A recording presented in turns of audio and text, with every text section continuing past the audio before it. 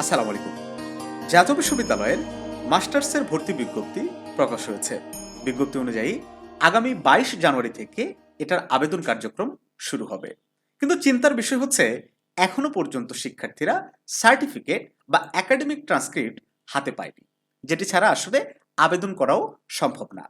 তো আজকের ক্লাসে আমরা আলোচনা করব যে এই অনার্স পাশের সার্টিফিকেট এবং একাডেমিক ট্রান্সক্রিপ্ট তোমরা কিভাবে পেতে পারো এবং এটা সংগ্রহ করতে কত টাকা লাগবে এবং কি প্রসিডিউরের মধ্যে যেতে হবে। তো চলো আমরা শুরুতে আলোচনা করি যে অনার্স পাশের সার্টিফিকেট বা ট্রান্সক্রিপ্ট কিভাবে কখন তোমরা পাবে।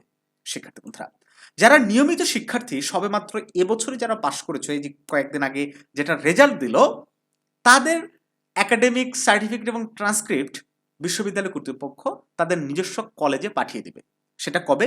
ইতিমধ্যে আমরা সর্বশেষ যে তথ্য পেয়েছি, তোমাদের একাডেমিক ট্রান্সক্রিপ্ট এবং যে সার্টিফিকেট বা সনদপত্র, এটাকে বলা হয় সাময়িক সনদপত্র, সেটি কিন্তু প্রিন্ট হয়ে গেছে। হ্যাঁ, একদম প্রস্তুত।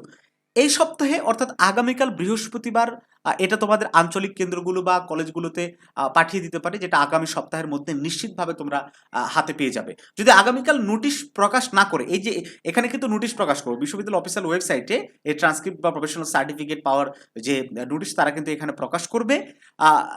আগামী সপ্তাহে তোমরা নিশ্চিতভাবে হাতে পেয়ে যাবে। যদি নাও প্রকাশ করে তাহলেও তোমরা আগামী সপ্তাহে আমরা আশা করছি পেয়ে যাবে। আর কারো যদি জরুরিভাবে এই সার্টিফিকেট প্রয়োজন হয় বা ট্রান্সক্রিপ্ট প্রয়োজন হয়, তারা কিন্তু সরাসরি গাজীপুর বোর্ডে এসে আবেদন করে বা যে প্রসিডিউর আছে সেটা মেনটেন করে এই সার্টিফিকেট ট্রান্সক্রিপ্ট সংগ্রহ করতে পারবে। ঠিক আছে, তাহলে এটা নিয়ে আর চিন্তার কিছু নাই। তাহলে কবে পাচ্ছ সার্টিফিকেট এবং ট্রান্সক্রিপ্ট? নিশ্চিতভাবে আগামী সপ্তাহে, অথবা কোনো কোনো কলেজে একটু ডিলে করতে পারে, হয়তো তারও পরের সপ্তাহে পাওয়া যাবে। তবে এটা নিশ্চিত প্রিন্ট হয়ে গেছে। কিন্তু যারা বোর্ড চ্যালেঞ্জ করেছো, ফেল গেছে, তাদের কিন্তু এটা আসবে না। কিংবা যারা মানে ওই ইমপ্রুভ দিয়ে পাশ করেছো, তাদেরও কিন্তু এই সার্টিফিকেট আসবে না। তাদেরকে অবশ্যই ওই ইয়েতে যেতে হবে, গাজীপুরে বোর্ডে অনলাইনের মাধ্যমে অ্যাপ্লিকেশন করে কিন্তু এই সার্টিফিকেটটা উঠাতে হবে। এখন এসে কত টাকা লাগবে শিক্ষার্থী বন্ধুরা? নিয়ম অনুযায়ী এখানে এই সার্টিফিকেট বা ট্রান্সক্রিপ্ট কলেজ থেকে উত্তোলন করতে কোনো টাকা লাগে না।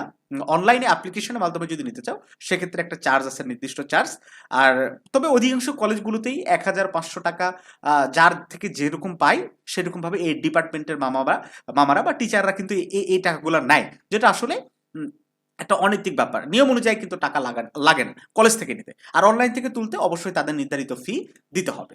তো যাই হোক, এইটুকুই আপডেট ছিল। কারণ তোমরা এটা নিয়ে বারবারই আমাদেরকে প্রশ্ন করছিলে যে ট্রান্সক্রিপ্ট সার্টিফিকেট আমরা এখনো পাইনি, কিভাবে কি করব। হ্যাঁ, তো পেয়ে যাবে। আর এই সার্টিফিকেট এবং ট্রান্সক্রিপ্ট সংগ্রহের জন্য অবশ্যই কিন্তু তোমার প্রথম বর্ষ, দ্বিতীয় বর্ষ, তৃতীয় এবং চতুর্থ বর্ষের অ্যাডমিট কার্ডগুলো লাগবে। সেগুলোর ফটোকপি যদি অনলাইনে নিতে চাও। আর কলেজ থেকে নিলে হয়তো এত কিছু লাগবে না, তারপরও রেজিস্ট্রেশন কার্ড মাস্ট তোমাকে নিয়ে যেতেই হবে। ওকে, তো ভালো থেকো সবাই, দেখা হচ্ছে নতুন কোনো ক্লাসে।